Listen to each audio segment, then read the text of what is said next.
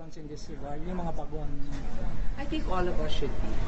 And maybe, the mere, dahil nga bago sila, hindi pa nila alam yon. Or baka alam nila pero hindi nila talaga naranasan.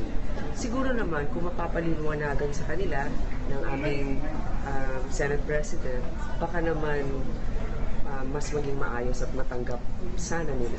May clarification na sa Public Services Committee, hindi kayo mag-give up unless magkaroon ng botohan, matalo kayo sa botohan. Not unless ibigay nila sa akin sana yung isa pang committed na Blue Ribbon. At saka, kung magkakabutuhan man sa public services, so syempre, kailangan galangin yun. Meron na po bang lumapit sa inyo asking kung pwede hinihingi sa inyo, ma'am, yung public services? Wala naman. Wala naman. Sino yung may interest sa mga bagong senator? Meron akong haka-haka. At saka I'm sure alam naman ninyo. Nag-start sa letter. Ay, Hindi yung type ayoko. senator.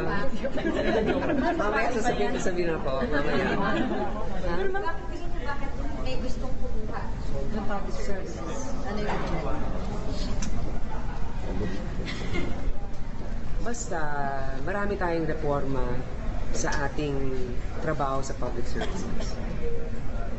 Ang public services ay maselan na committee sapagkat kung hindi mo gagamitin ang kapangyarihan mo sa maayos na paraan, pwedeng magkaroon ng korupsyon.